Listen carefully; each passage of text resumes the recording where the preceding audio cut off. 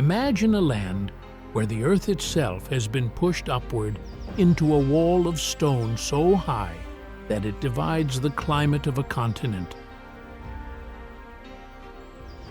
where the northern winds break against jagged peaks of granite and ice, and the southern valleys remain warm enough to cradle the oldest vineyards on the planet, where towers of slate rise from villages that have never known a feudal lord, and where cities are built not just on the banks of rivers, but into the cliffs that overlook them.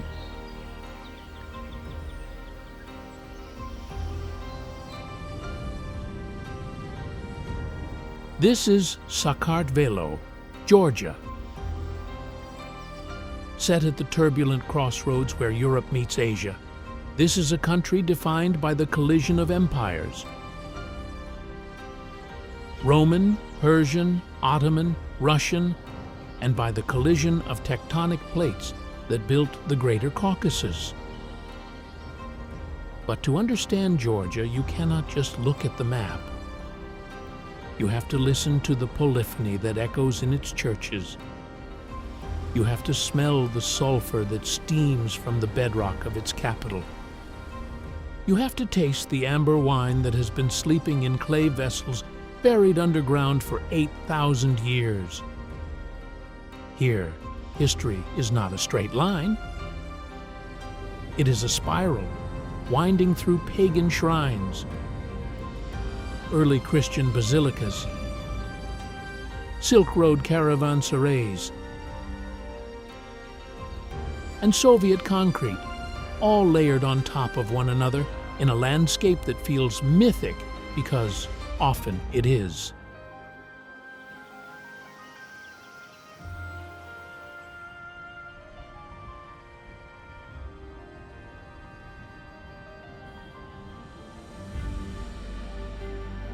You're watching Era Trails, the channel where we slow down, look closer, and explore the stories behind the world's most remarkable places. If you enjoy journeys that measure distance in depth rather than miles,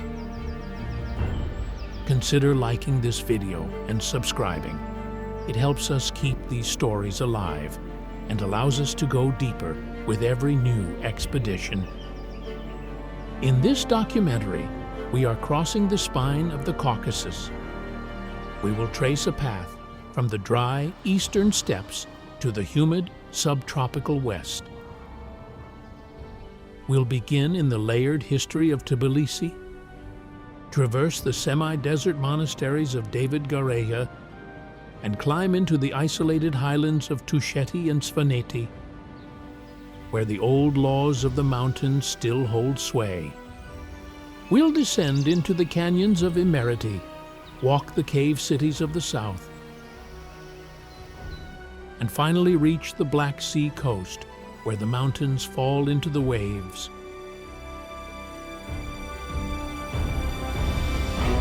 So settle in.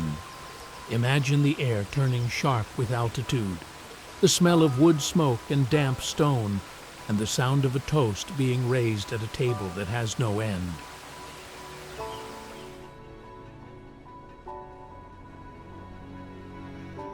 Welcome to the wonders of Georgia. Our journey begins in Tbilisi.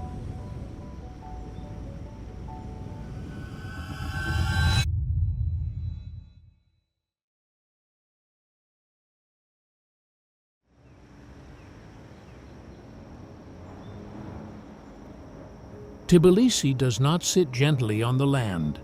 It clings to the edges of a wound in the earth. The city lies deep within the Tbilisi Basin, a geological depression formed by the collision that lifted the Lesser Caucasus Mountains millions of years ago. To the south, the foothills of the Trialeti Range rise like a dark, forested wall, while to the north and east, the Kartli Range and the Yori Plateau press inward.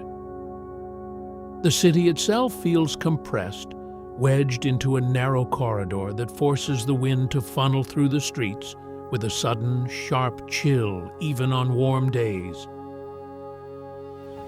Cutting through the center of this gorge is the Mtskheta River, known elsewhere as the Kura. This is not a polite, blue European waterway. It is a muscular, opaque ribbon of gray-brown silt carrying the eroded memory of the high mountains of Turkey all the way to the Caspian Sea. The river is the architect here.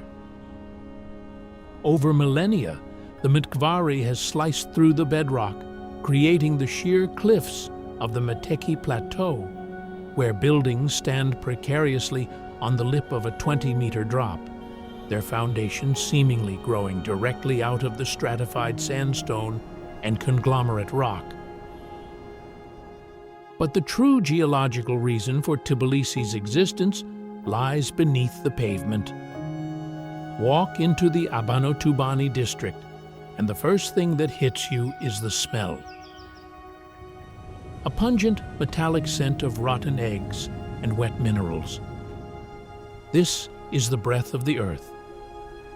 Here, a deep fracture in the crust allows groundwater to descend to depths where the planet's internal heat boils it, pressurizing it until it surges back to the surface. These are the sulfur springs. Emerging at a scalding 40 to 50 degrees Celsius, this water is rich in hydrogen sulfide and other minerals dissolved from the deep volcanic rocks below. It is a landscape defined by this thermal anomaly. In the winter, you can see the steam rising from the brick domes of the bathhouses, ghosts of heat drifting up toward the Narikala fortress. Tbilisi literally means warm place in ancient Georgian. And standing here, breathing in the sulfuric vapor while the Mtskheta churns below, you realize that before this was a capital, before it was a prize for empires, it was simply a geological miracle. A fissure in the mountains where the earth offered up its heat. Despite the concrete and the car exhaust, Tbilisi remains a city of wild edges. It is an urban island surrounded by a sea of semi-arid steppe and deciduous forest. And the ecology here is a constant negotiation between the pavement and the wild. The dominant green spine of the city is the Sololaki Ridge, which towers over the Old Town. Here, the National Botanical Garden of Georgia spills down the southern slopes into the gorge of the Tsavkisistskali River. This is not a manicured European park. It is a fragment of the ancient Kolchik forest trapped within the city limits. Walking the steep paths, the air cools instantly, smelling of damp moss and decomposing leaf litter. You are walking among giants here. The garden protects rare species like the Zelkova carpinifolia, a relic tree from the Tertiary period with a fluted trunk that looks like bundled muscle. On the drier, sun-baked slopes above the river, the iconic Pinus elderica grips the rocky soil. Its needles are long and coarse, singing in the wind with a dry, rushing sound that defines the acoustic landscape of the Tbilisi hills. In late spring, the understory explodes with the scent of Philadelphus caucasicus, a white-flowering shrub that smells intoxicatingly sweet, cutting through the dust of the city below. The fauna of Tbilisi is just as resilient. While the streets belong to the famous, well-fed stray dogs, tagged and treated by the city, the edges belong to the wild scavengers. As dusk settles over the Mtskheta Pantheon, You might hear a high, yipping howl echoing off the cliffs. This is the golden jackal. They have adapted perfectly to the urban fringe, patrolling the ravines and wooded cemeteries at night, their yellow eyes reflecting the distant city lights.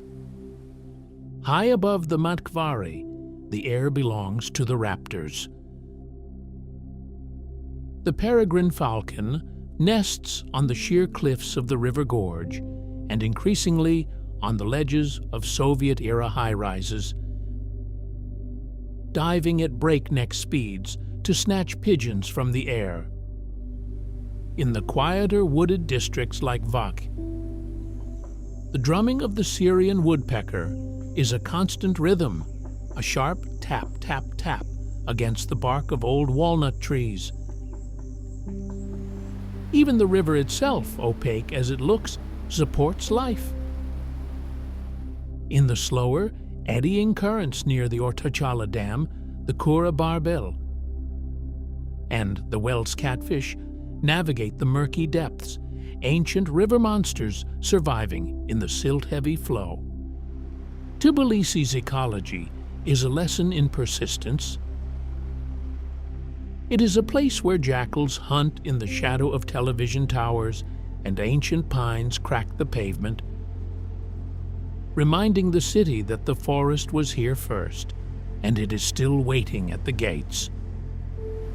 The history of Tbilisi begins with a death. According to the legend that every Georgian child knows by heart, in the 5th century A.D., King Vakhtang Gorgasali was hunting in these dense forests. His royal falcon struck a pheasant mid-air, and both birds plummeted toward the earth. When the king's retinue found them, the birds were not broken on the rocks. They were boiled. They had fallen into one of the scorching sulfur springs. Amazed by the heat of the water, the king ordered the forest cleared and a city built on the spot.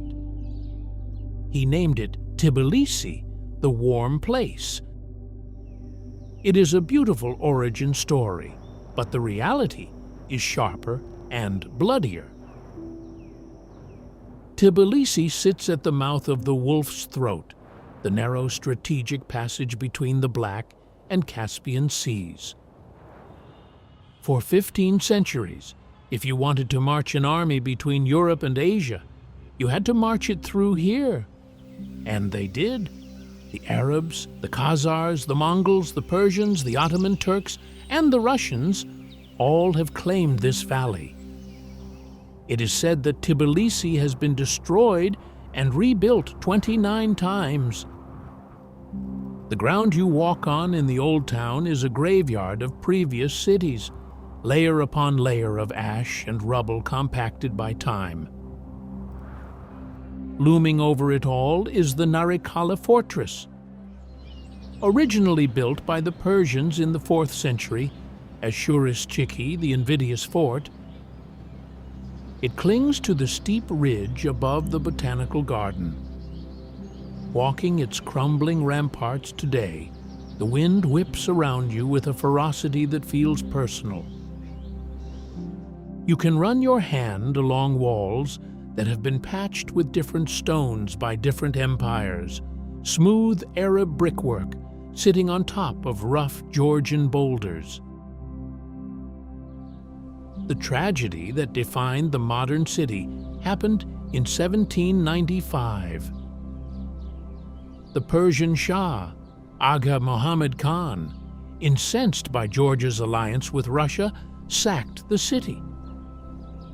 His troops burned Tbilisi to the ground, slaughtering thousands and leaving only smoking ruins. This is why old Tbilisi does not look medieval. Almost everything you see, the carved balconies, the crooked streets, was built in the 19th century, rising directly from the ashes of that fire. Yet, the spirit of the city refused to narrow. In the Abanotubani district, There is a singular square where the Juma Mosque, the great synagogue,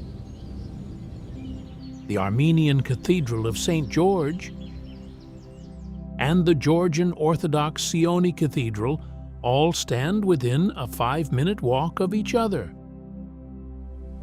For centuries, the call to prayer, the ringing of church bells, and the chanting of the Torah have woven together into a single acoustic tapestry.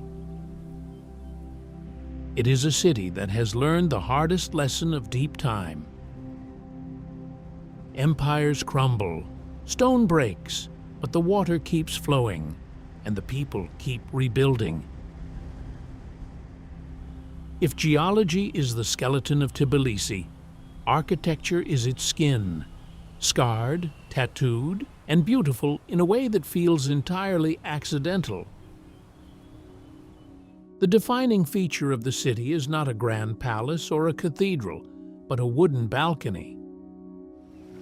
Wander through the Old Town or the Avlabari district, and you will see them hanging precariously over the cobblestones.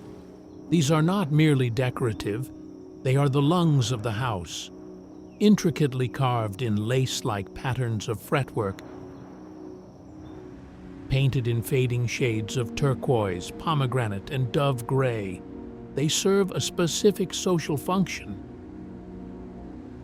In the sweltering summers, life moves outside. The balcony is where tea is drunk, where gossip is exchanged, and where the boundary between the private home and the public street dissolves. Step into a traditional Italian courtyard, a misnomer, as they are purely Tbilisian, and the acoustic landscape shifts.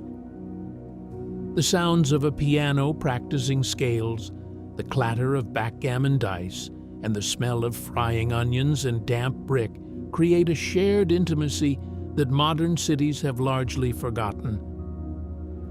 But cross the Freedom Square into the Sololaki district, and the mood changes abruptly.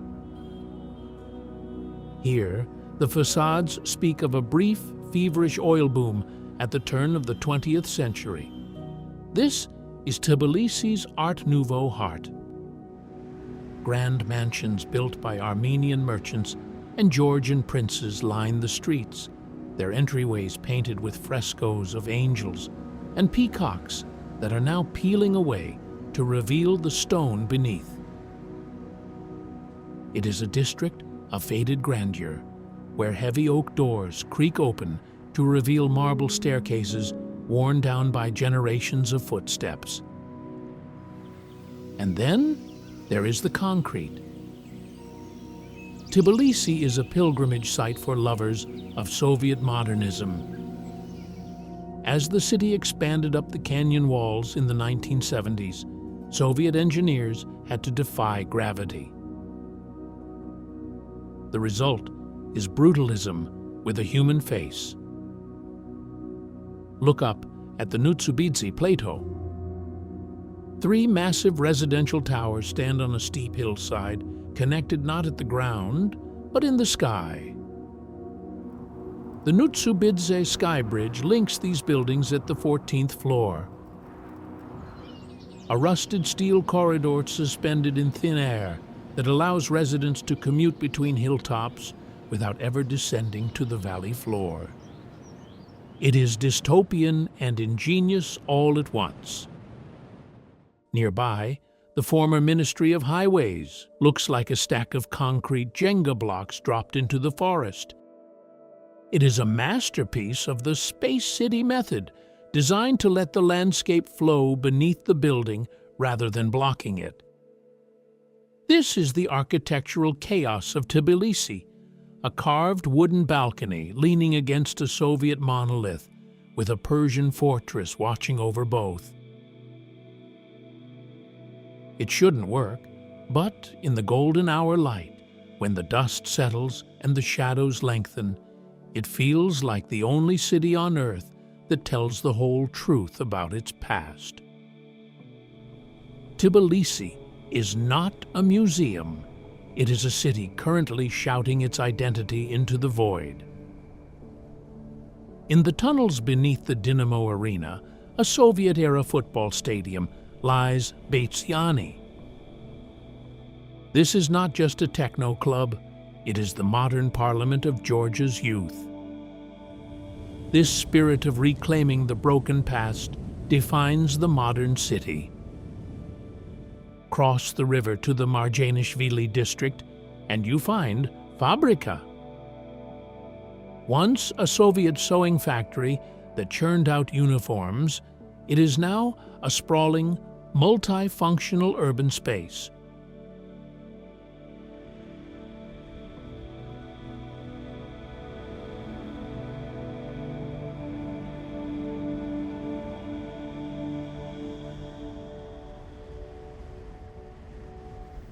We leave the warm, beating heart of the capital and drive south.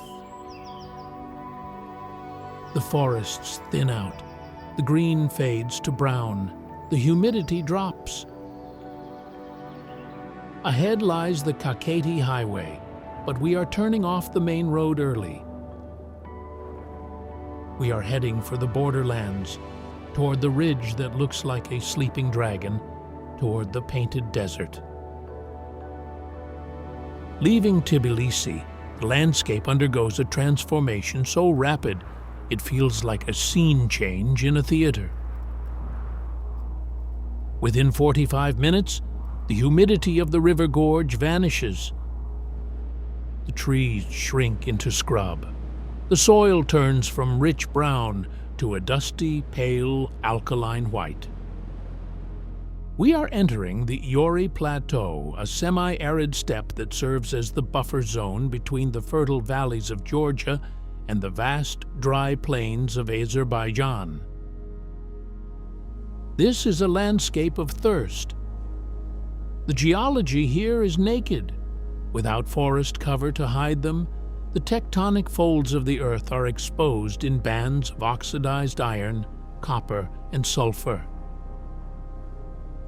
They call these the Rainbow Hills, near the Miravalskaro Reservoir. As the road deteriorates into gravel and dust, you pass through ridges that ripple with stripes of violet, ochre, sage green, and blood red. It looks less like the Caucasus and more like a fragment of Utah or Mars dropped onto the border of Asia. The silence here has weight. The only sound is the crunch of tires on stone and the wind hissing through the feather grass. Then the monastery appears, or rather, it disappears. David Gareja is not a building that stands on the landscape, it is carved into it. The complex stretches for 25 kilometers along the Gareja Ridge, a massive sandstone spine that rises out of the semi-desert. We arrive at the Lavra Monastery, the oldest and only inhabited part of the complex. Founded in the 6th century by Saint David Gareja, one of the 13 Assyrian fathers who arrived to strengthen Christianity in Georgia, it sits in a natural bowl at the base of the cliff. The architecture is defensive and organic. The monks didn't build up, they dug in. The cells, the refectory, and the chapels are hewn directly into the soft sandstone rock face. You enter through an arched stone gate into a courtyard that feels cool and protected, shaded by mulberry trees. The scale is intimate. You can see the hand tool marks on the walls of the caves, scars left by iron chisels 1,500 years ago. But the geology that allowed the monks to carve this place is also destroying it. The sandstone is fragile, prone to erosion from wind and rain. Boulders occasionally tumble into the courtyard. It is a place of precarious beauty, where silence is guarded by stone walls that are slowly returning to sand. Water is the currency here. The complex relies on a sophisticated system of channels carved into the rock to harvest rainwater. A reminder that in the desert, faith alone is not enough. You need engineering. Standing in the Lavra courtyard, watching a black-robed monk tend to a small plot of iris flowers against the beige dust, you feel the profound isolation. This was the edge of the known world, and that was exactly the point. To truly understand David Gareja, you must leave the safety of the courtyard and climb. A steep, dusty trail winds up the side of the ridge behind the Lavra monastery. The heat here reflects off the sandstone, baking the air until it smells of scorched clay and sagebrush. As you ascend, the horizon drops away. Suddenly, you are walking on the spine of the dragon. This is the Udabno section of the complex, and it sits directly on the geopolitical fault line. The ridge path is the border. Look to your left, and you see the green rolling hills of Georgia. Look to your right, and the land falls away into the vast, flat, sun-bleached expanse of Azerbaijan. Green uniformed border guards often patrol this path, silent figures watching a landscape that hasn't changed since the Silk Road caravans passed through the valley below. Dotted along this cliff edge are hundreds of caves, once the cells and chapels of hermits. Inside them, the walls are alive with color. These are the frescoes of the Gareja school of painting. Created between the 9th and 13th centuries, they represent a unique moment in Georgian art. Unlike the rigid, formalized Byzantine style, the figures here are emotional, fluid, and distinctly Georgian. In the refectory of Udabno, you can see a massive mural of the Last Supper. The colors, burnt sienna, deep lapis lazuli, and pale ochre, have faded but remain startlingly vibrant against the gray rock. But history here is not just creation, it is destruction. Look closely at the frescoes and you see the scars. Deep scratches mar the faces of saints. Bullet holes pockmark the halos.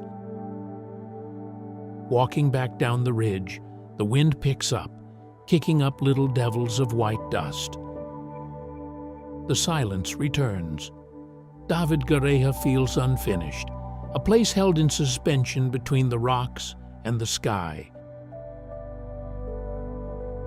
Between two countries, between the sacred and the scarred. We return to our vehicle and navigate the gravel tracks back through the Rainbow Hills. The colors of the earth, violet, teal, rust, flash by the windows one last time. We hit the asphalt of the highway and turn north. The dry air begins to moisten. The white dust gives way to dark, fertile loam. The scrub brush turns into orderly rows of green vines stretching toward a massive wall of mountains. We are leaving the desert. We are entering the garden. If the desert was a landscape of thirst, Kakheti is a landscape of abundance. We descend from the dry Gombori range, and the world suddenly opens into the massive, flat expanse of the Alazani Valley. This is not a valley in the gentle, rolling European sense. It is a tectonic trough, a vast alluvial plain created by the Alazani River as it washes sediment down from the high peaks. The scale is staggering.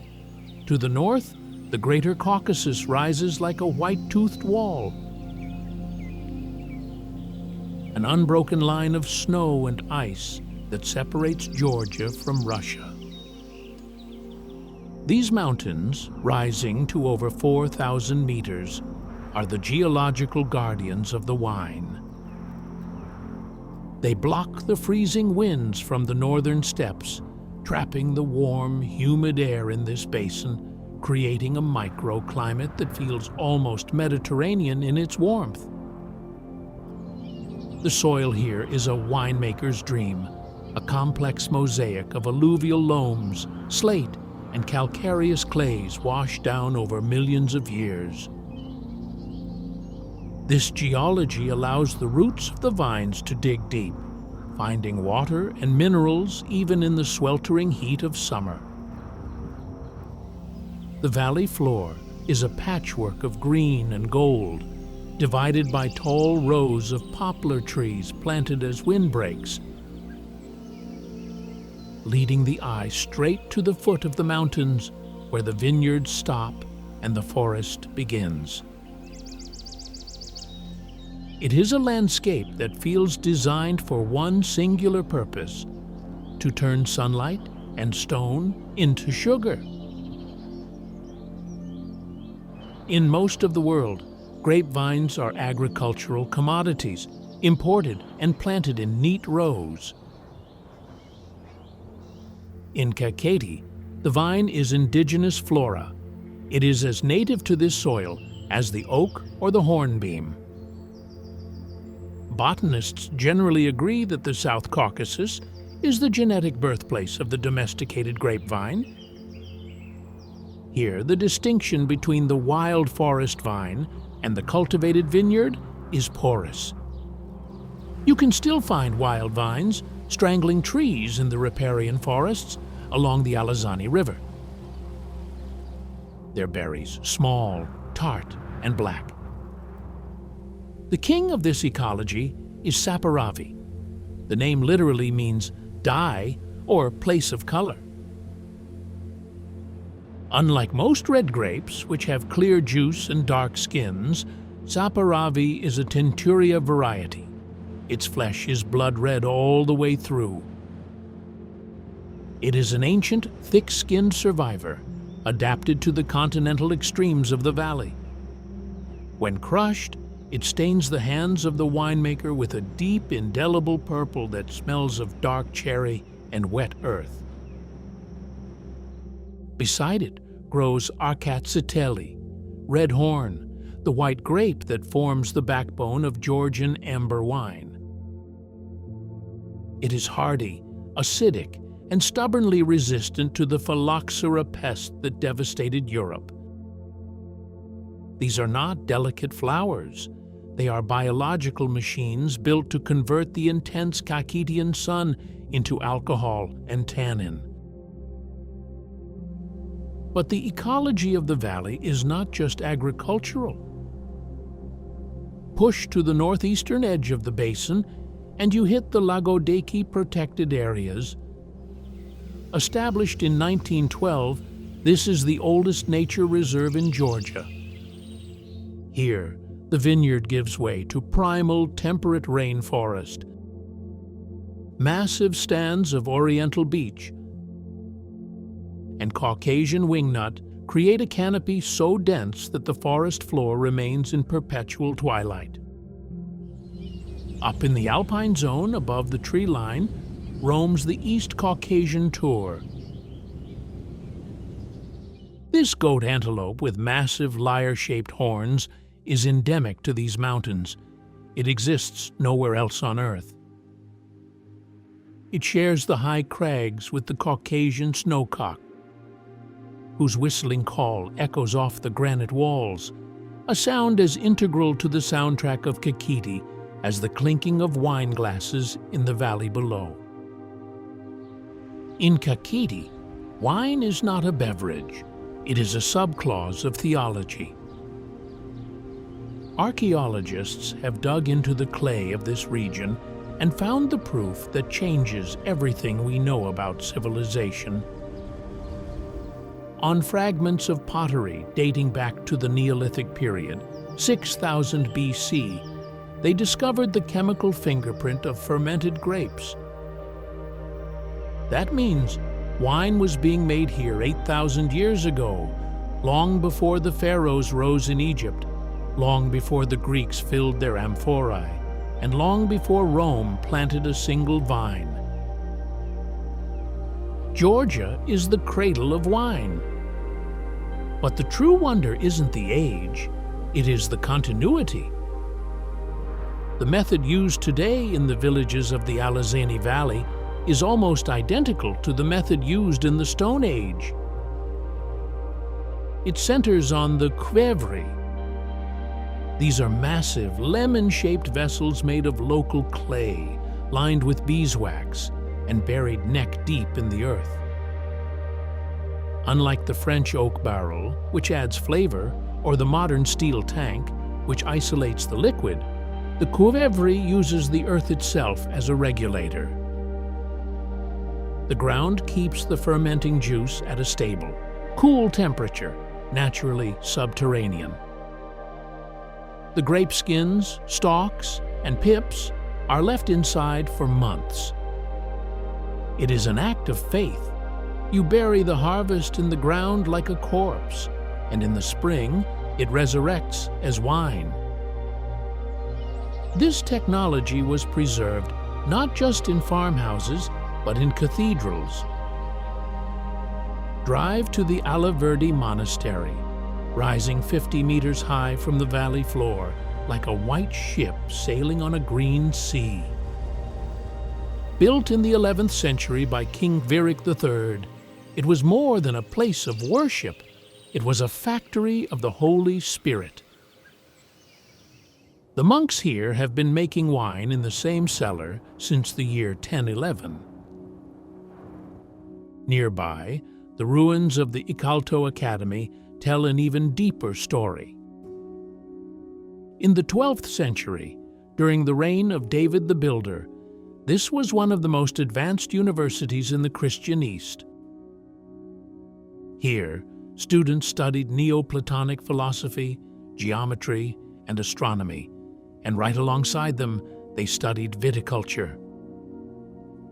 In Georgia, knowing how to prune a vine was considered as intellectually vital as knowing how to read the stars. The history of Kakheti is written in this persistence. Invaders, Persians, Mongols, Ottomans knew that to break the Georgian spirit, you didn't just burn the church, you cut down the vine.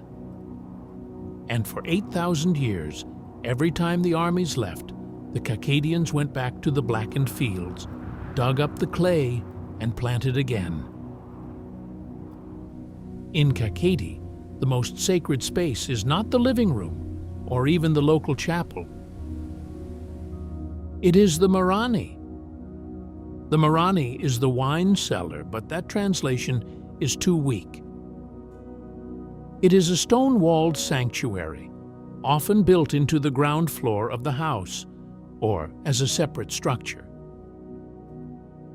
Inside, the floor is not solid. It is punctured by the round limestone lids of the kvevri, buried deep in the earth. To walk into a Marani is to walk on top of the wine. The tools here are medieval, the satsnakeli, a long wooden trough carved from a single tree trunk where grapes were traditionally crushed by foot, and the orshimo, a long-handled gourd used to ladle the wine from the depths of the clay jars. Architecture in Kakheti reflects the need for defense and community. Drive to Signagi, perched on a steep hill overlooking the valley. It is a fortified town, encircled by a 4.5-kilometer curtain wall built in the 18th century by King Erekle II. The wall has 23 towers, each named after a nearby village where the peasants could flee for safety when the Lezgin tribes raided from the mountains. Today, its cobblestone streets and distinct red-tiled roofs give it the look of an Italian hill town, but the backbone is pure Georgian military pragmatism. But the true architecture of Kakheti is social. It is the supra. A supra is not a dinner party. It is a ritual feast governed by strict laws. It is led by a tamada, toastmaster, a dictator of the table whose word is law. He does not just say cheers. He constructs elaborate poetic speeches to God, to the motherland, to the ancestors, to the children, to the dead. This is a culture where silence at the table is a failure. But today, Kakheti is in the middle of a radical renaissance. Drive down the back roads near Telavi or Signegi, and you will see young winemakers, some locals, some foreigners drawn by the legend, digging the old clay vessels back out of the ground. They are rejecting industrial chemicals and returning to the zero-intervention methods of their ancestors. This is the natural wine movement, and in the world of viniculture, Georgia has gone from a forgotten backwater to a global pilgrimage site. As we drive north toward the village of Alazani, the vineyards begin to thin out. The orderly rows of grapes are replaced by herds of sheep moving like white clouds across the road. We are approaching the edge of the valley. The mountains ahead are no longer a backdrop, they are a barrier. The locals here are Tush, highlanders who spend their winters in the valley, but whose hearts belong to the peaks. We watch them loading old Soviet Kamaz trucks with flour, salt, and supplies. They are waiting for the snow to melt on the Abano Pass. We are leaving the Garden of Wine. We are about to ascend the highest drivable road in the Caucasus into a world where the grape cannot grow and where the towers touch the sky.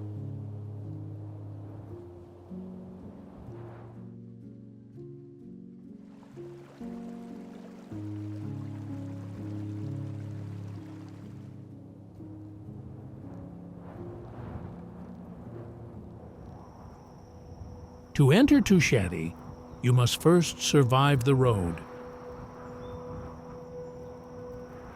The journey begins at the village of Shaveli, where the asphalt abruptly surrenders to gravel. Ahead lies the Abano Pass, the highest drivable pass in the Caucasus at 2,850 meters, 9,350 feet. It is a thin ribbon of dirt cut into the side of a near-vertical slate wall, prone to landslides, avalanches, and sudden fog that can erase the world in seconds. Geologically, we are crossing the main Caucasian thrust, the tectonic scar where the Arabian Plate continues its slow, violent collision with the Eurasian Plate. This collision has buckled the Earth into folds so steep that they defy gravity. The rock here is metamorphic, mostly Jurassic black shale and slate, which crumbles easily. As the vehicle climbs, the wheels kick up shards of dark stone that clatter down thousands of meters into the Story River Gorge below. At the summit of the pass, the air is thin and cold, smelling of ozone and wet rock. This is the watershed divide. To the south, the water flows toward the Alazani and the wine country. To the north, where we are headed, the rivers, the Pirikiti Alazani and the Tushris Alazani, carve deep V-shaped valleys that flow toward Russia. Descending into Tusheti feels like entering a fortress built by nature. The landscape opens into a high-altitude bowl surrounded by peaks exceeding 4,000 meters, including the imposing Tebulo and Diklo. These mountains are not the gentle green slopes of the lower Alps. They are raw, jagged pyramids of rock and ice that create their own weather systems. The valleys are deep and shadowed, cut by rivers that run distinctively blue-gray from the glacial flour they carry. It is a landscape of verticality. There is almost no flat ground here. The villages cling to the edges of cliffs, the pastures hang on slopes that look impossible to graze, and the sky feels closer, heavier, and bluer than anywhere else in Georgia. As we descend from the rocky trauma of the Abano Pass, the biology of the landscape shifts dramatically. The sheer, lifeless slate gives way to the fragrant, dark green embrace of the subalpine forest. The dominant life form here is Pinus sosnowski. These are not the tall, straight timber pines of the lowlands. They are twisted, gnarled survivors, their roots gripping the thin soil of the slopes like talons.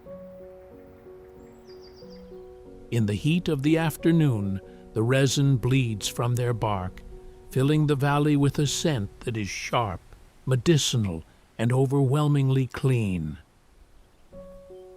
Beneath the pines, the northern slopes are choked with Rhododendron caucasicum. This relic plant from the Tertiary period forms impenetrable thickets of leathery, dark green leaves. In early summer, they erupt in clusters of cream and pale yellow flowers, surviving in the snow pockets where nothing else can grow. They are beautiful, but toxic. Honey made from their nectar can induce madness, a delirium known to the locals for centuries. But the true masters of this vertical world are the Bezoar ibex. Scan the slate walls of the Pirikiti Range with binoculars, and the gray rock seems to move. These goats are defying physics. With hooves that act like suction cups, they navigate cliff faces that are virtually vertical. They were once hunted to the brink of extinction here, but strict protection has seen their numbers return. Seeing a male with his scimitar-like horns curving back over his shoulders, silhouetted against the glacier of Mount Tebulo, is to see the true monarch of the Caucasus. Above them circles a shadow. The bearded vulture, or lammergeier, patrols these valleys with a wingspan of nearly 3 meters. It is a bone eater. It will carry the femur of a dead sheep high into the air and drop it onto the rocks below to shatter the marrow. Its chest is often stained a rusty orange, not from feathers, but from bathing in iron-rich mud. A behavior that scientists still struggle to fully explain. And in the high pastures, the ecology includes the domestic. The tush sheep, with their distinctive fat tails, are the economic engine of the region, but they are never unguarded. The Georgian shepherd dog, Nagazi, is always watching. These are massive, ancient molossers, their ears cropped close to the skull to prevent tearing in a fight. They are not pets. They are livestock guardians bred to kill wolves.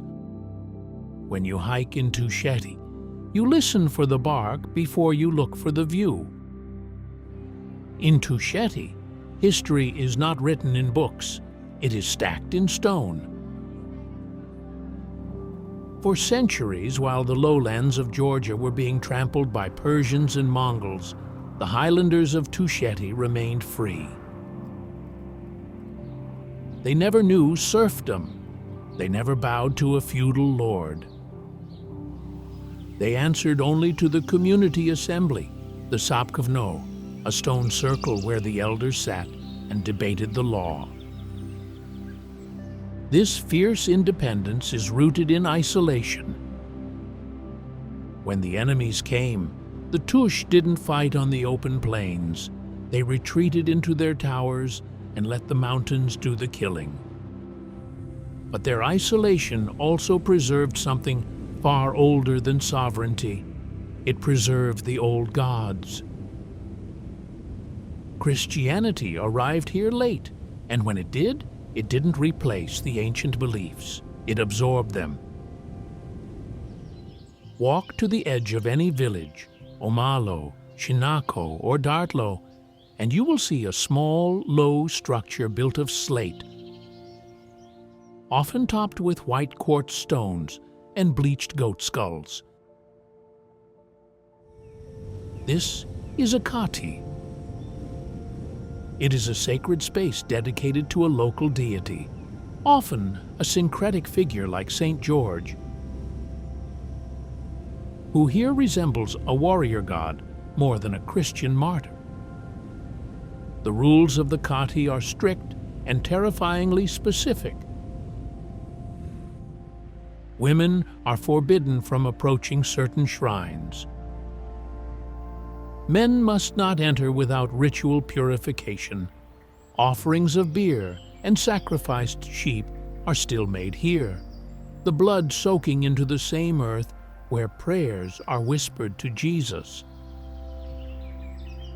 This is a land where the membrane between the physical and the spiritual is thin. The most powerful symbol of this duality is the Zvezda Gaprindauli Tower in the village of Dartlo. Zvezda was a legendary Tush hero who led the Georgian army against the Persians in the Battle of Baktrioni in 1659. The king offered him gold and titles for his bravery. Zvezda refused. He asked only for land in the winter pastures of Alazani for his people's sheep. He died fighting, but his legacy is the survival of his people. The Tush define themselves not by what they own, but by where they belong.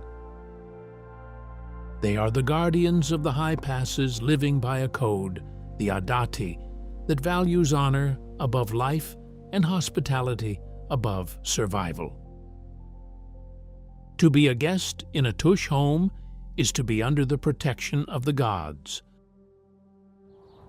To break that trust is to be exiled from the mountains forever. The architecture of Tusheti is not designed for comfort, it is designed for war. As we approach the village of Dartlo, perched on a green terrace above the Alazani River, the skyline is punctured by slender, rectangular towers rising 20 meters into the air. These are the koshki, built between the 12th and 18th centuries without mortar. Using only dry stacked slate, they are masterpieces of engineering. But they are also monuments to blood. In the old days, justice in the mountains was retributive. If a man from a neighboring clan killed your brother, the law of blood revenge demanded a life in return. Whole families would retreat into these towers, pulling up the ladders, living on dried meat and stored water for months, sometimes years, while their enemies waited below. The towers have slit windows, narrow on the outside, wide on the inside, allowing a rifleman to fire down without exposing himself. The villages themselves are studies in defensive urbanism. Omalo, the administrative center, is split into two. Lower Omalo, where life happens, and the Kesilo fortress in Upper Omalo, where survival happened. Here, a cluster of restored towers stands on a crag, a last redoubt against the Lizgin raiders who would cross the Dagestan border to steal sheep and capture slaves. Yet, culture here is not all grim. Visit in late summer, roughly 100 days after Easter, and you might witness Atnijanoba. This is the most important festival in the Tush calendar. The banner of the shrine, the drosha, is brought out by the shulta. There is horse racing across the perilous slopes where riders gallop at full speed, defying the vertiginous drops. The Tush do not live in Tusheti year-round. When the first snows of October dust the peaks of Diklo, a great migration begins.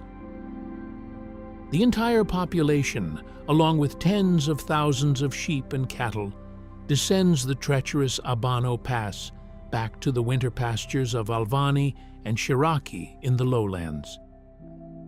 This is transhumance, a rhythmic pulse of ascent and descent that has defined Tush life for millennia. As we pack our gear to leave, we watch a shepherd whistling to his dogs, moving a flock of sheep across a ridge so sharp it looks like a knife edge. He is moving them down. We must follow. We descend the pass, the air thickening with oxygen and humidity with every hairpin turn. We leave the slate towers and the glaciers behind. Below us lies the heartland of Georgia, the ancient capital, the spiritual center, the place where the rivers meet.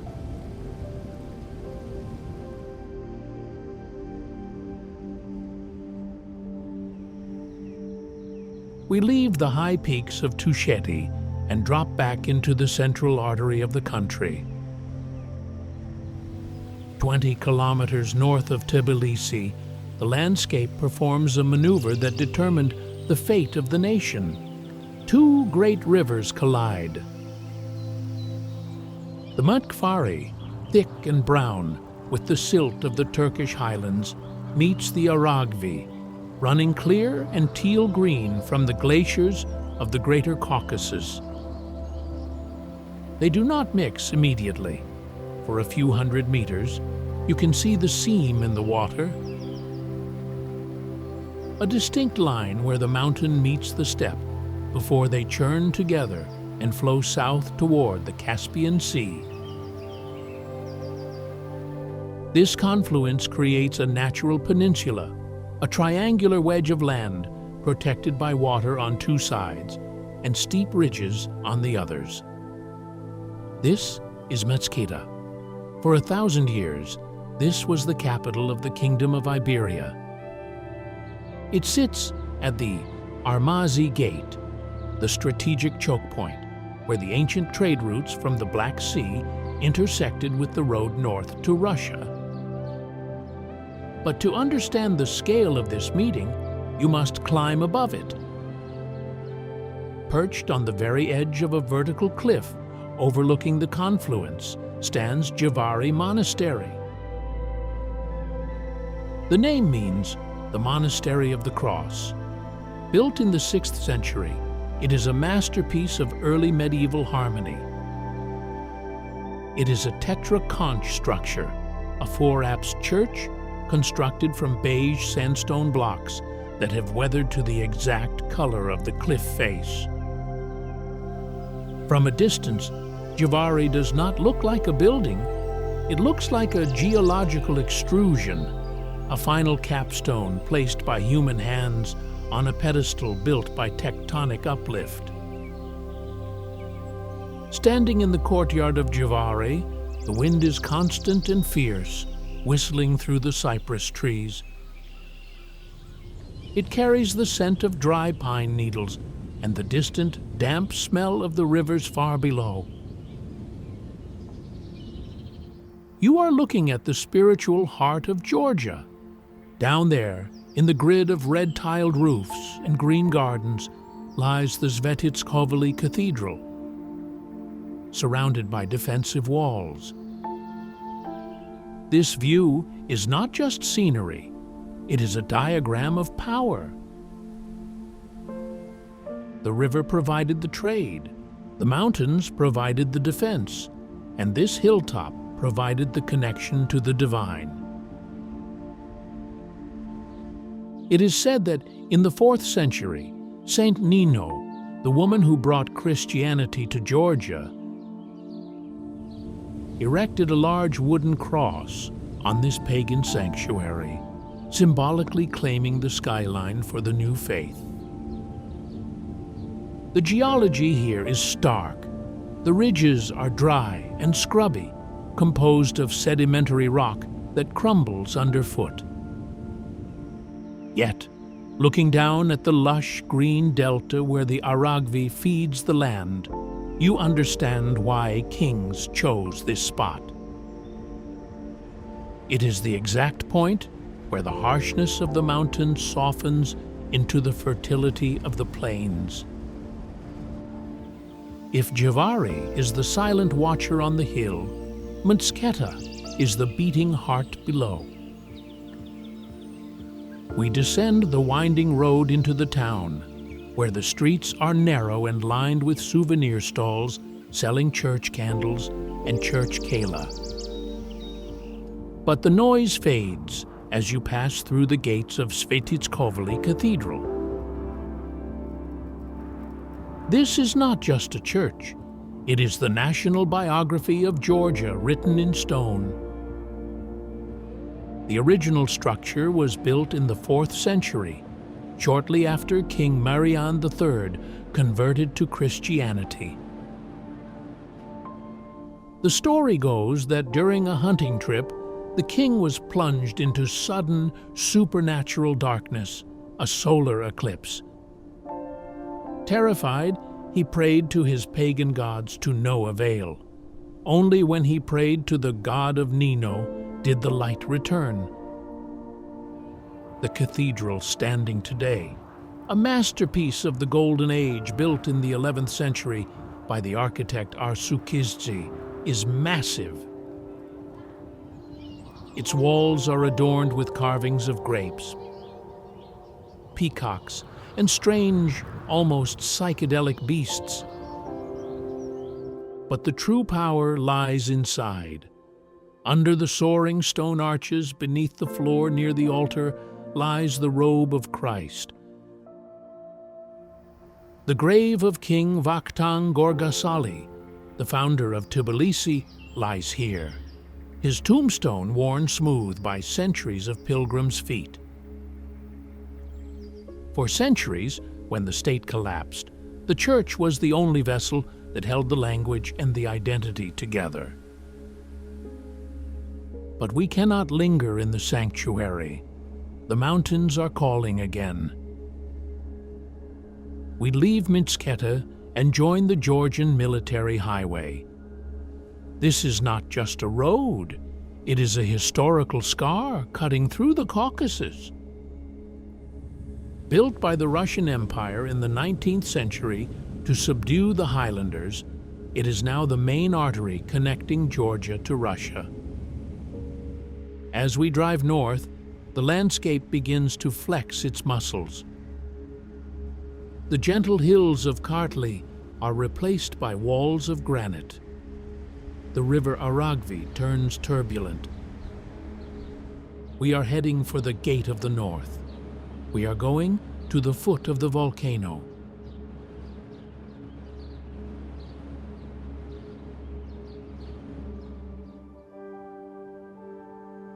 To reach the High Caucasus, we must follow a scar.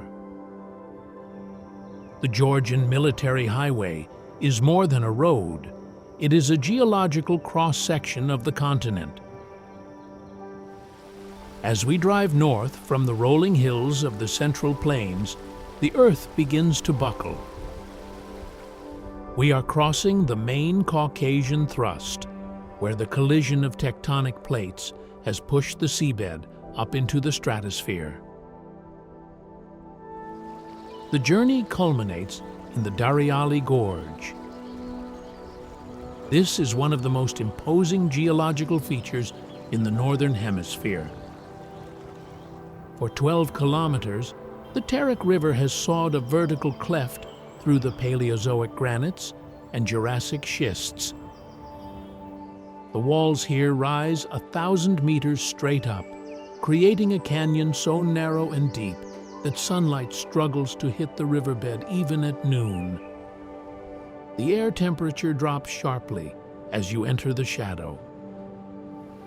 The smell of the gorge is distinct: crushed slate, ozone, and the metallic tang of the glacial river churning against the rock. The gorge is the reason for everything here. It is the Gate of the Alans, the only natural break in the Greater Caucasus wall for hundreds of miles. But the master of this landscape waits at the exit. Towering above the town of Stepan Sminda is Mount Kazbegi. Known to Georgians as Mtskheta Jvari, this is not merely a mountain, it is a sleeping stratovolcano. Rising to 5,054 meters, 16,581 feet, it is a massive cone of trachyte and andesite lava that last erupted around 750 BC. It doesn't blend into the range. It stands apart, isolated and symmetrical, draped in a permanent cloak of glaciers. When the clouds part, the white cone dominates the sky, bright enough to hurt your eyes. You can feel the latent energy of the volcano. The thermal springs in the surrounding valleys are the vents of its magma chamber, still cooling deep underground. Standing in the town square, you are standing on the flank of a giant that is merely resting. The wind here comes straight off the ice, carrying a silence that swallows the noise of the trucks on the highway. This is a landscape of absolute verticality, where gravity feels stronger and the human scale is reduced to nothing against the volcanic glass and black slate. Life in the shadow of the volcano is a study in stubbornness. Below, along the banks of the Terek River, the landscape is painted in shock orange. These are the thickets of sea buckthorn. Armed with vicious thorns, these bushes thrive in the nutrient-poor glacial gravel. Crush a berry between your fingers, and it releases an intense, oily citrus aroma. The locals harvest them after the first frost, turning the sour, vitamin-rich juice into a syrup that cuts through the heaviness of the mountain diet. But the true prize of this ecosystem is hidden in the rhododendron scrub. We are looking for the Caucasian black grouse. This bird is an evolutionary masterpiece, endemic to the Caucasus Mountains. The male is jet black with a lyre-shaped tail and angry red eyebrows. The female is a mottled brown to blend into the rocks. They are incredibly shy. You are more likely to hear them than see them, a strange bubbling coo that carries for miles in the thin air. To spot one, you have to sit perfectly still on a freezing ridge at dawn, waiting for the first light to hit the chalky pass. When a male finally flushes from the cover, his wings making a distinctive whistling sound, it feels like seeing a spirit of the mountain materialize. High above, the thermals belong to the griffon vulture. With a wingspan of nearly 3 meters, they patrol the gorge like aircraft, scanning the cliffs for the carcass of a Dagestan tour that missed a step. In Kazbegi, Nature is not a backdrop. It is a predator, a survivor, and a strict master. Long before the geologists arrived to map the tectonic plates, the people of the Caucasus knew that Mount Kazbek was a prison. According to the ancient Georgian myth, Amirani was a hero, a demigod born of a huntress and a mountain spirit. Like the Greek Prometheus, he defied the supreme god by teaching humans the secret of metalworking. For his hubris, he was chained to a rock inside a cave near the summit of Kazbek. If you stand near the Batumi cave at 4,100 meters when the wind is howling from the north, you can hear a low, moaning sound echoing off the ice. The locals will tell you it is not the wind. It is the groan of the Titan pulling against the mountain. This myth is the perfect metaphor for the history of the Dariali Gorge. This landscape has always been a struggle between freedom and containment. For 2,000 years, this gorge was the most dangerous door in the known world. The ancients called it the Portae Caucasiae, the gates of the Caucasus. It was the only gap in the mountain wall where a northern army of nomads, the Alans, the Scythians, or the Khazars, could pour south to raid the wealthy empires of Persia and Rome. To control the gorge was to control the fate of civilizations. In the 5th century, King Vakhtang Gorgasali fortified the narrowest point, building a castle that served as a cork in the bottle. But the most permanent mark was left by the Russian Empire. In the 19th century, when the Tsar annexed Georgia, the gorge became the lifeline of colonial power. Thousands of soldiers and locals died, turning the treacherous pack trail into the paved Georgian military highway. They blasted through the granite with dynamite, the smell of cordite permanently replacing the smell of pine. They built iron bridges over the Terek River and fortified the outposts. The poet Alexander Pushkin traveled this road, describing the terrible beauty of the cliffs that seemed ready to crush the traveler at any moment. If there is one image that defines Georgia to the outside world, it is here. Perched on a lonely ridge at 2,170 meters, 7,120 feet, with the massive white wall of Mount Kazbek rising another 3 kilometers behind it, stands the Gareja Trinity Church. Built in the 14th century, this church is the ultimate expression of Georgian ecclesiastical architecture. It is not designed to dominate the landscape. It is designed to harmonize with it.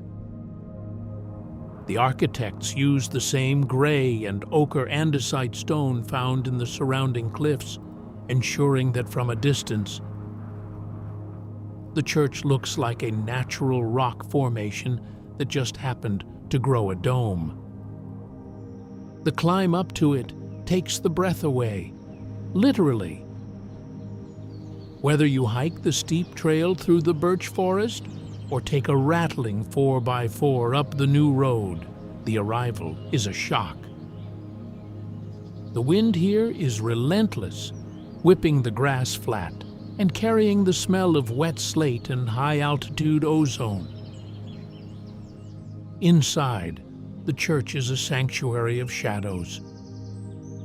The windows are narrow slits, designed to keep out the blinding mountain light and the Persian arrows. It smells of ancient beeswax candles and damp stone. The frescoes are dark, blackened by centuries of smoke, but the icons of St. George and the Virgin Mary still gleam in the candlelight.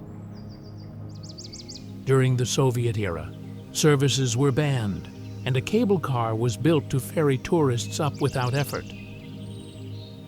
The locals, seeing it as a desecration of the pilgrimage, destroyed the cable car. You can still see the ruins of the station, a testament to the fact that here, faith is a physical effort. Down in the valley floor, the town of Stepantsminda, formerly Kazbegi, offers a different kind of culture. It is a town of stone houses and corrugated iron roofs clustered around the central square. Here, we find the Alexander Kazbegi Museum. It was the home of the local prince-turned-writer Alexander Kazbegi, who famously renounced his noble title to live as a shepherd in the mountains. His works romance the code of the Highlanders, the Adati, and his statue stands in the square, looking up at the peak, not down at the tourists. Before we leave, we must acknowledge the threat that hangs over the valley. Mount Kazbek is beautiful, but it is not benign. On the northeastern slope lies the Devdoraki Glacier. It is a river of ice that is steep, heavily crevassed, and historically violent. As we turn our vehicle south, putting our backs to the Russian border, the white cone of Kazbek recedes in the rearview mirror. The temperature begins to rise. The claustrophobia of the gorge falls away. We are descending back into the kingdom of the sun. We are trading the ice for the stone. Our next destination is older than Christianity, a city carved not on the rock, but into it.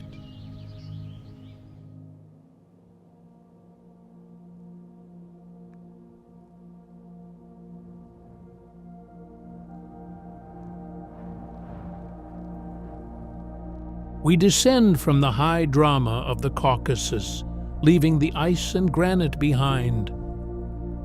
As we drive south and then west into the region of Shida Kartli, the color palette shifts again.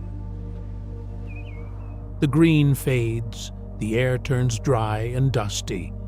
We are entering the heartland of the ancient world. 10 kilometers east of the city of Gori, the Mtkvari River cuts a wide, lazy path through a landscape that feels almost biblical. Rising sharply from the river's left bank is the Kvernaki Ridge. This is not a mountain. It is a massive tilted slab of sedimentary rock, specifically soft beige sandstone. It is this geology that birthed the city of Uplistsikhe. Unlike the slate of Tusheti or the granite of Kazbegi, sandstone is forgiving. It is soft enough to be carved with bronze and iron tools, yet hard enough to hold a roof for 3 millennia. The architects here did not build up, they dug in. This is subtractive architecture. Every room, every street, and every temple was created not by adding stone, but by removing it. Walking onto the site, the sensation is disorienting. You are walking on a pockmarked lunar surface that is simultaneously a floor and a roof. Beneath your feet are great halls, pharmacy storerooms, and wine cellars carved deep into the belly of the ridge. The wind here is constant, scouring the rock face. Over the centuries, wind and rain have eroded the sharp edges of the carvings, giving the entire city a melted, organic look, as if it were made of wet wax that has hardened in the sun. Stand at the edge of the cliff, and the strategic brilliance becomes obvious.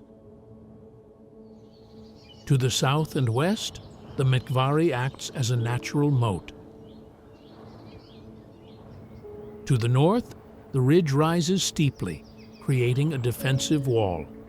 The city sits on the southern slope, soaking up the heat of the sun, a natural solar battery that stays warm long after the sun sets over the arid plains. This was not a hermitage like David Gareja. This was a metropolis. At its height, 20,000 people lived inside this rock. It is a geology that was fully inhabited. The name Uplistsikhe translates to the fortress of the Lord. But which Lord? This is the central mystery of the site. Founded in the late Bronze Age, around 1000 BC. This was a holy city dedicated to the sun goddess long before Christianity arrived.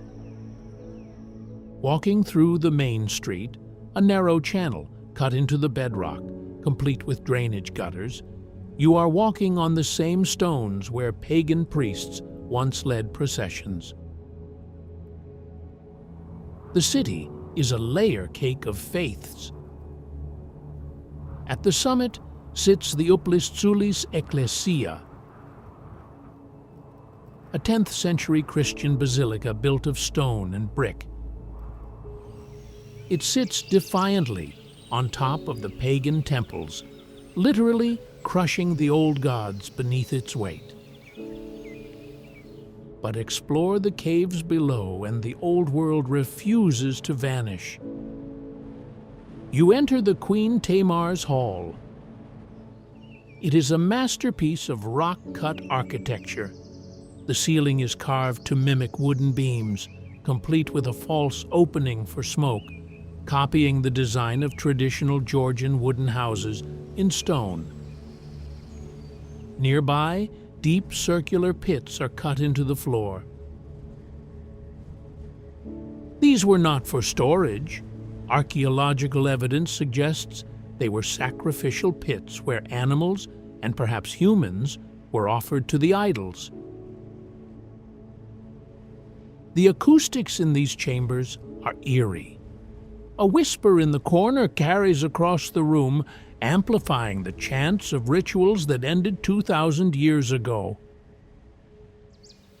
Uplistsikhe survived the Romans. It survived the Arabs. It even served as a refuge for the Georgian kings when Tbilisi was occupied, but it could not survive the Mongols. In 1240 AD, the Golden Horde swept through the valley. They did not just sack the city, they depopulated it. The complex irrigation systems that brought water from a spring 5 kilometers away were destroyed.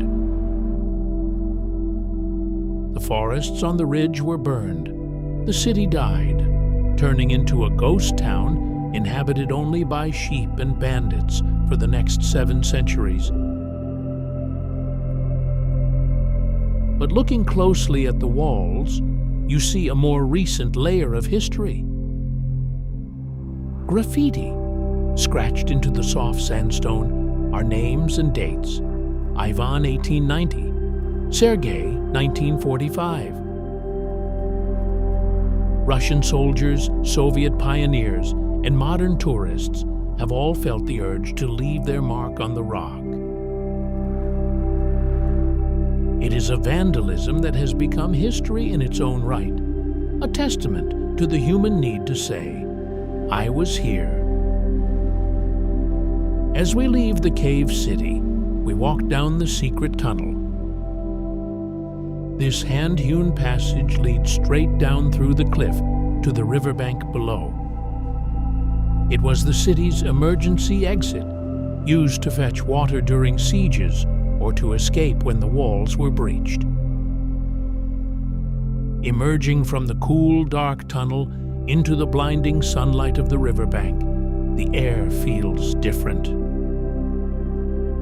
The dry heat of Kartli is behind us. The road west is calling. We are leaving the arid zone.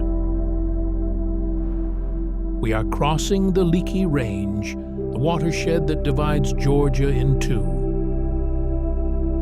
On the other side lies Kolkis, the land of the Golden Fleece, where the air is heavy with moisture and the earth is black and fertile.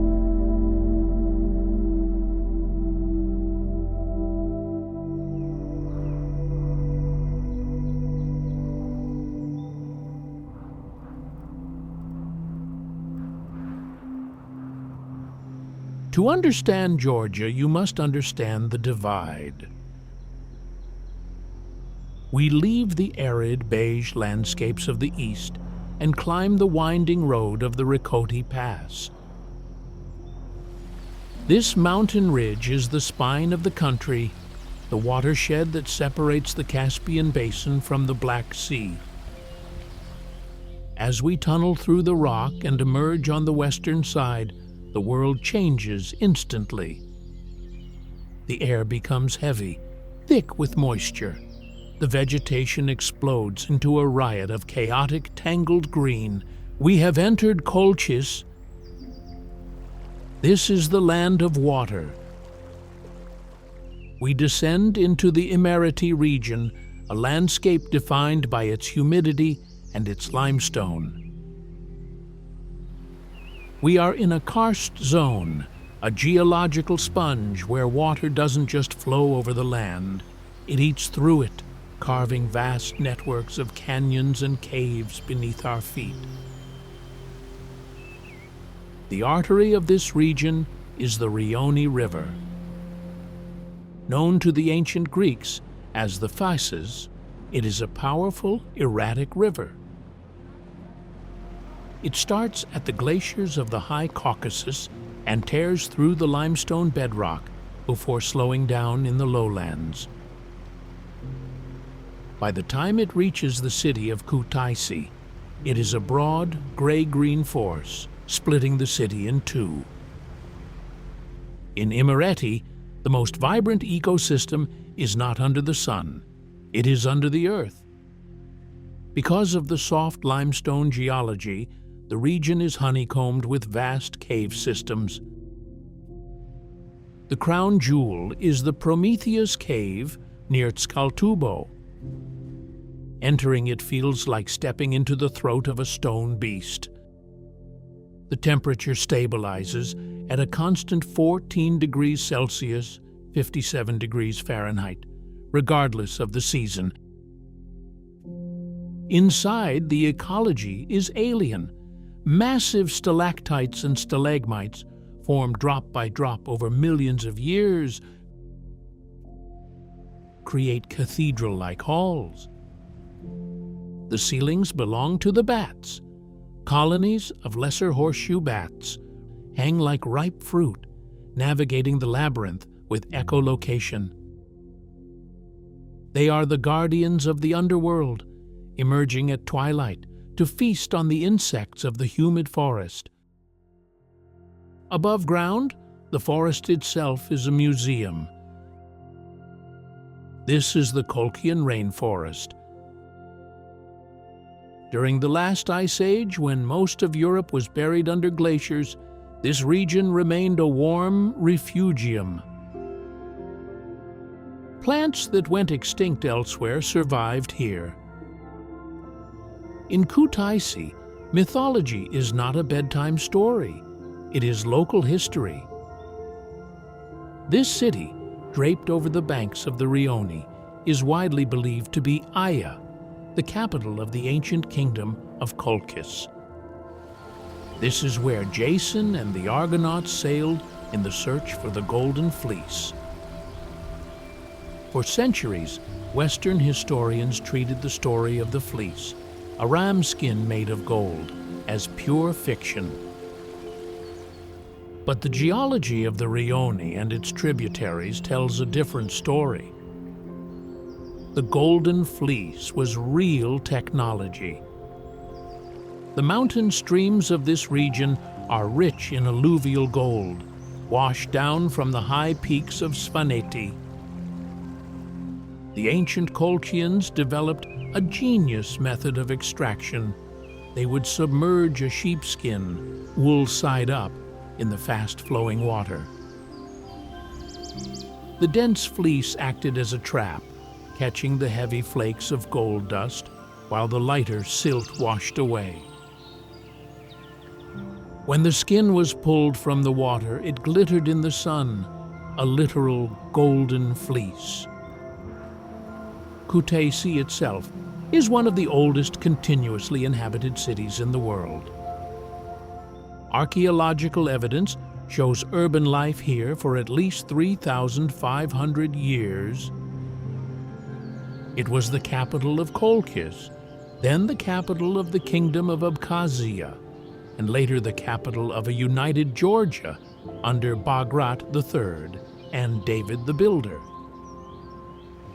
While Tbilisi was suffering under the Arab Emirate for 400 years, Kutaisi kept the flame of Georgian sovereignty alive. It was the incubator of the nation. To walk the streets here is to walk through the nursery where the idea of Georgia was raised, protected by the wet forests and the difficult mountains, waiting for the moment to reclaim the east. The skyline of Kutaisi is dominated by a single silhouette. High on Ukimerioni Hill, visible from almost every street corner, stands the Bagrati Cathedral. Built in the early 11th century by King Bagrat III, it was the architectural proclamation of a unified Georgia. For centuries, it lay in ruins, its dome blown off by Ottoman gunpowder in 1692. Today, it has been rebuilt, a controversial restoration of steel and stone, but it remains a potent symbol of the city's endurance. But the true soul of this region lies 11 kilometers to the northeast, hidden in the wooded hills. Gelati Monastery, founded in 1106 by King David the Builder. Gelati was never just a monastery. It was designed to be a new Athens and a second Jerusalem. David gathered the greatest Neoplatonic philosophers, astronomers, and theologians of the East, and housed them here in the Academy, a stone building whose ruins still stand next to the main church. The architecture here is classic Georgian Golden Age. Harmonious proportions, tall drums, and conical roofs. But step inside the Cathedral of the Virgin, and the breath leaves your chest. The apse is dominated by a massive mosaic of the Virgin and Child, flanked by archangels. Created in the 12th century, it is composed of over 2.5 million glass and stone tesserae. The background is pure gold, tilting the pieces at slight angles to catch the flickering candlelight, making the wall appear to shimmer and move. It is one of the finest examples of medieval Byzantine art in existence, yet the faces of the angels have a distinct, emotive Georgian character. The most visible symbol of this erratic modern history is the Parliament building. Constructed in 2012 on the site of a demolished Soviet war memorial, it is a massive glass dome that looks like a spaceship landed in the suburbs. It was an attempt to move the political center of gravity away from Tbilisi. It failed. The parliament has since moved back to the capital, leaving the futuristic structure as a strange, silent monument to political ambition. But the real life of the city is not in the glass dome, it is on the White Bridge. Crossing the Rioni, This pedestrian bridge is the social salon of the city. Here, you find the statue of a boy holding two hats, a reference to a famous Georgian film scene.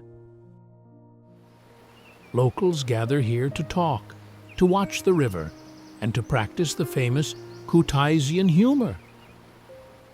The people here are known for their quick wit and a hospitality that is more aggressive and chaotic than in the East. But we cannot stay in the lowlands. The mountains are calling us back, and this time we are going to the roof of the world. We pack our vehicle for the most demanding drive of the trip.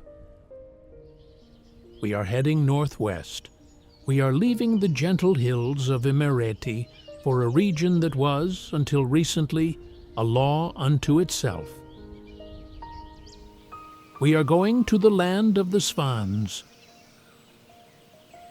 We drive toward the Nguri Dam, a concrete arch that holds back a turquoise reservoir. Behind that wall of water lies a road that snakes up into the clouds. The air will get thinner, the towers will get taller, the laws will get older.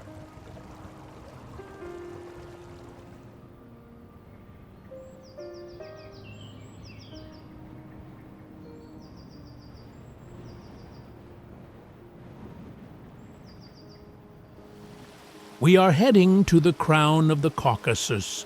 To reach Svaneti, we must climb. The road from Zugdidi follows the Nguri River, winding up the side of the Nguri Dam, the world's second highest concrete arch dam. Behind it lies a turquoise reservoir that looks unnaturally bright against the dark, forested slopes. As we ascend into Upper Svaneti, the valley narrows into a gorge so tight that the sun seems to give up trying to reach the bottom. We are gaining altitude fast, from the subtropical humidity of the lowlands to the crisp, thin air of the alpine zone. Then the gorge opens up, and we are in a high mountain bowl surrounded by giants. This is the land of the 4,000 Iars. Dominating the skyline is Mount Ushba. At 4,710 meters, 15,452 feet, it is not the highest peak, but it is the most terrifying. Known as the Matterhorn of the Caucasus, it is a double-headed pyramid of granite that rises vertically from the meadows. Its name in Svan means path to nowhere. It is a killer mountain, steep, icy, and prone to violent storms that shroud its summit, while the valley below is bathed in sunlight. But the true king sits further east. Mount Shkara, standing at 5,193 meters, 17,037 feet, is the highest point in Georgia. It forms a massive white wall, the Bezengi Wall, that separates Georgia from Russia. Unlike the sharp spire of Ushba, Shkara is a broad, heavy massif, a fortress of ice that feeds the Nguri River. The landscape here is one of extreme vertical relief. The villages do not sit on flat plains. They cling to the sides of glacial moraines. The scale is disorienting. A small hill here would be a major mountain in Europe. The light is different too, sharper, higher contrast, filtered through less atmosphere. You are walking on the roof of the Western world. The isolation of Svaneti has created a biological fortress. As we hike up from the village of Mestia towards the Kuruldi Lakes, we pass through one of the most magnificent coniferous forests on Earth. The trees here are giants. The Caucasian fir, and oriental spruce can reach heights of 60 meters, their dark green needles creating a perpetual twilight on the forest floor. The air is saturated with the scent of pine resin and damp moss. But the true spectacle begins when you break the tree line at 2,000 meters. We enter the subalpine zone, which in July is a riot of color. The slopes are covered in Caucasian rhododendron, a relic of the Ice Age, with leathery leaves and cream-colored flowers that seem to thrive on the edge of the snow patches. The meadows are dense with Svaneti bellflowers and the bright yellow spikes of Primula luteola, species that exist nowhere else but these high valleys. Look up towards the crags. We are scanning for the king of this landscape. The West Caucasian Tur is a goat antelope built for the impossible. With massive scimitar-shaped horns that curve backward, they move across near vertical rock faces with a grace that defies physics. They are the gardeners of the high peaks, grazing on the tufts of grass that cling to the precipices. This is also bear country. The Syrian brown bear roams these valleys, feeding on berries and the carcasses of livestock that lose their footing. And in the deepest, most remote gorges near the Russian border, whispers persist of a ghost returning. The Persian leopard, once thought extinct in the region, is slowly reclaiming its territory, a shadow moving among the rocks, rarely seen but deeply felt by the shepherds. In Svaneti, the ecosystem is vertical. 1,000 meters of elevation change is equivalent to traveling 1,000 kilometers north. In a single day's walk, you travel from the temperate forest to the Arctic tundra. History in Svaneti does not flow. It freezes. For 2,000 years, while the rest of Georgia was being burned by Persians, Arabs, Mongols, and Ottomans, Svaneti remained locked behind its wall of snow. The pass was closed for 6 months of the year. No army could march a cavalry division through the Nguri Gorge without losing half of it to the river. As a result, Svaneti became the safe deposit box of the nation. Whenever an invasion threatened the lowlands, the kings of Georgia would load the royal treasury, ancient manuscripts, gold icons, jeweled crosses, onto carts and send them up to the mountains. They knew that even if Tbilisi burned, the Svans would never surrender. Today, the Svaneti Museum of History and Ethnography in Mestia holds a collection that defies logic. You will see 9th century Gospels written on calf skin, Syrian coins from the time of Christ, and Byzantine icons of such antiquity that they no longer exist in Constantinople. This remote valley holds more medieval masterpieces per capita than almost anywhere in Europe.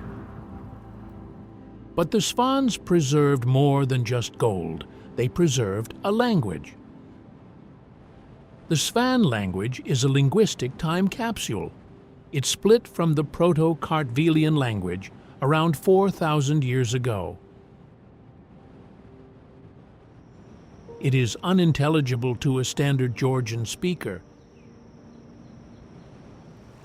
It is a harsh, guttural tongue, rich in vowels and archaic structures spoken only here. To hear two elders conversing in Svan is to hear the sound of the Bronze Age.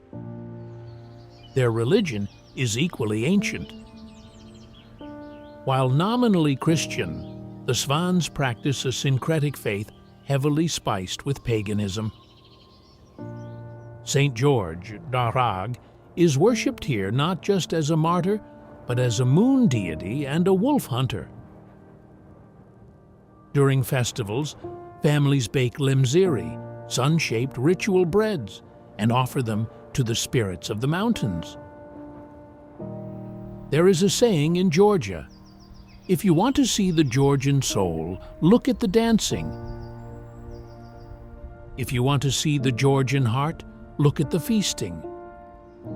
But if you want to see the Georgian spine, go to Svaneti." In Svaneti, architecture is paranoia solidified. As you drive deeper into the mountains, past Mestia and toward the remote community of Ushguli, the landscape bristles with stone fingers. These are the Svan Towers, Murkvam. Unlike the communal fortresses of other regions, these towers are private. Every family built their own. Erected mostly between the 9th and 12th centuries, there are still around 175 of them standing today. They rise 25 meters high, tapering slightly toward the top, crowned with a machicolated roof that allowed defenders to drop stones or pour boiling pitch on attackers below. They were built for a specific kind of war. While they could defend against foreign armies, their primary purpose was local, the blood feud. In Svan culture, an insult or a murder demanded balance. If a man from the clan next door killed your brother, honor demanded you kill him. The result was a cycle of violence that could last generations. Families would retreat into their towers, pulling up the wooden ladders, living on the upper floors, while their enemies prowled the muddy streets below. The living arrangement reflects this siege mentality. The ground floor, the Machubi, was a fortress of warmth. In the harsh winter, the family lived here alongside their livestock. The cows and pigs provided body heat, while the humans slept on wooden platforms above the animals. The head of the household sat on a carved wooden throne, the arbiter of the clan's survival. The most spectacular cluster of these towers is in Ushguli. Sitting at 2,100 meters, 6,900 feet, at the foot of Mount Shkara, Ushguli claims the title of the highest continuously inhabited settlement in Europe. In winter, the snow reaches the second-story windows. The road is often impassable for months. The towers here stand in a tight huddle, a collective shield against the avalanche and the enemy. The culture here is flavored by scarcity. The most famous export is Svaneti salt. Salt was a precious commodity in the high mountains, so the Svans stretched it by mixing it with dried garlic, coriander, blue fenugreek, and chili pepper. The result is a damp, pungent spice blend that smells of the earth. It was a way to make the bland mountain diet of potatoes and cheese taste like a feast. As we drive out of Ushguli, heading back down the gorge, the paradox of Svaneti is clear. The road that brings the tourists who admire the untouched culture is the same road that destroys it. The air thickens as we descend. The sharp, metallic taste of the high altitude fades, replaced by the heavy, humid warmth of the coast. We are leaving the roof of the world. We are following the Nguri River all the way to its death in the sea. Our final destination awaits. It is the polar opposite of Svaneti, where the mountains are stoic, silent, and stone. The coast is loud, neon, and hedonistic.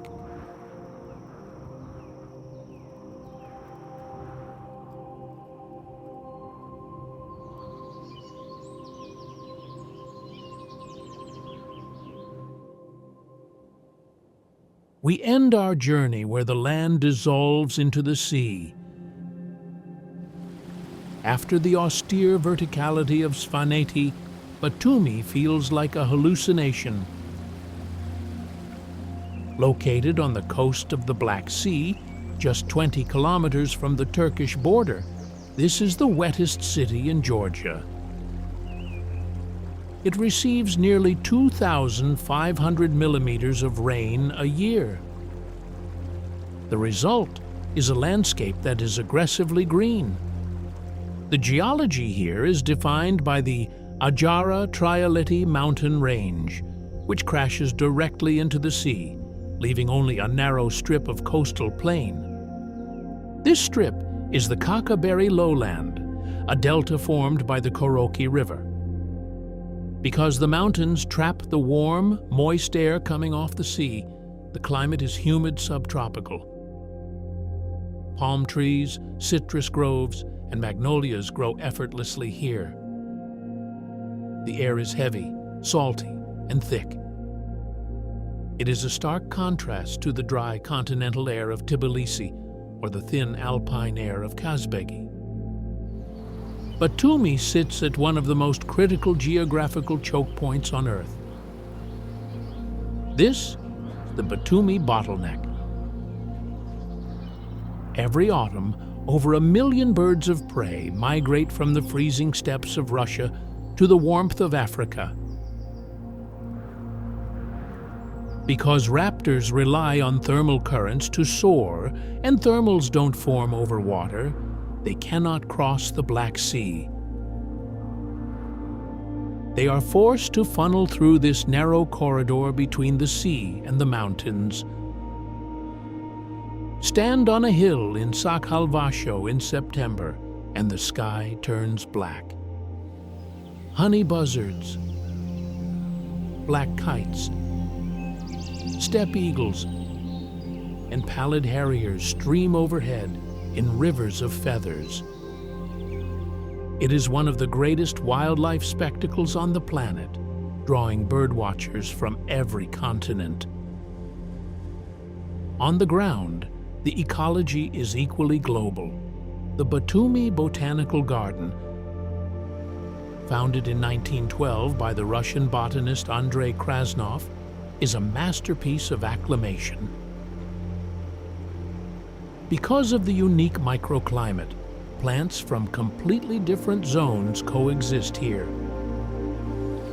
You can walk from a Japanese garden to a Mexican desert, then through an Australian eucalyptus grove and a Himalayan forest, all in 1 hour. The soil here accepts everything. The Greeks called it Bathos Limen, the deep harbor. The name stuck.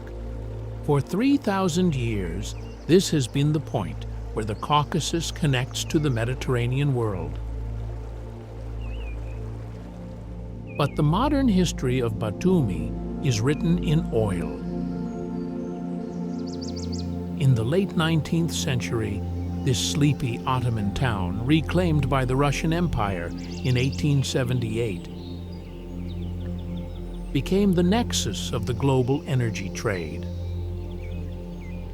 The Rothschilds and the Nobel brothers built the railroad from Baku to Batumi, connecting the oil fields of the Caspian to the ships of the Black Sea.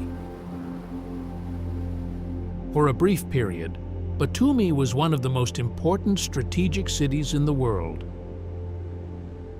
The Nobel Brothers Technological Museum in Batumi still houses the blueprints of the first oil tankers.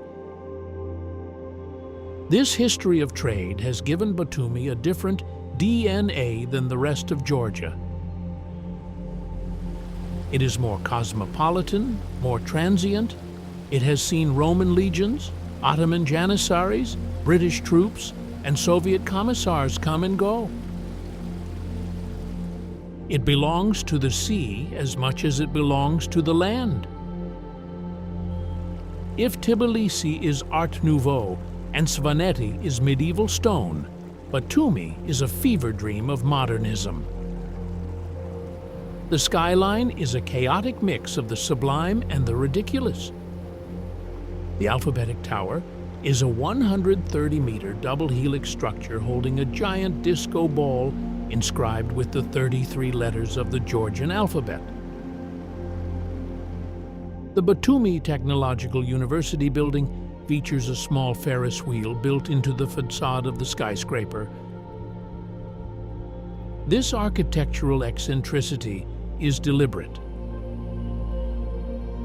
In the post-Soviet era, the government decided to turn Batumi into the Las Vegas of the Black Sea. Gambling is legal here, unlike in neighboring Turkey and Russia, drawing waves of tourists to the glitzy casinos that line the waterfront. But beneath the neon, the old soul remains.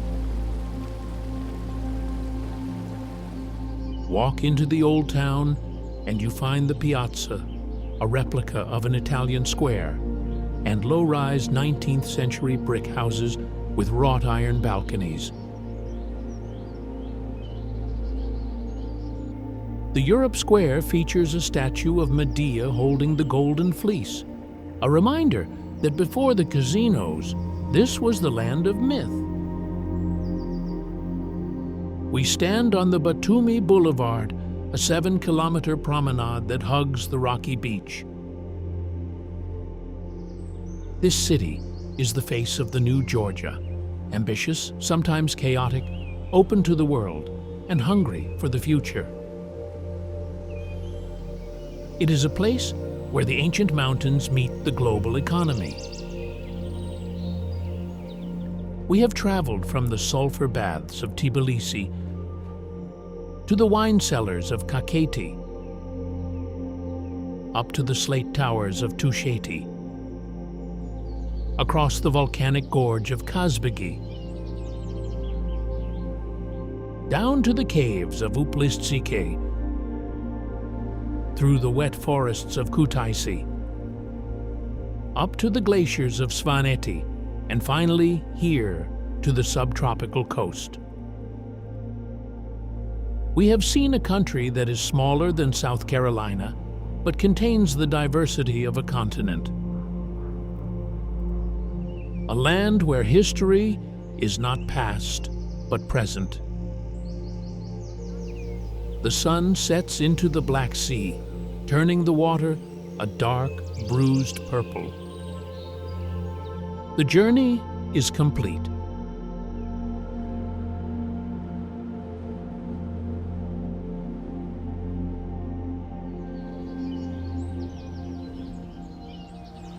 We have covered over 1,500 kilometers. We have moved from the dry, beige ridges of the east to the humid, green jungle of the west. We have touched the clouds in Svaneti and the waves in Batumi. But if you must take one thing away from this grand tour, let it not be a photograph of a mountain or a church.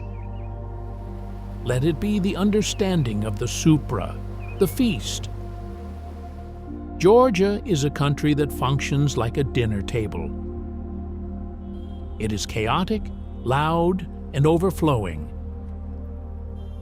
It is a place where history is not kept in a museum, but passed around in a drinking horn.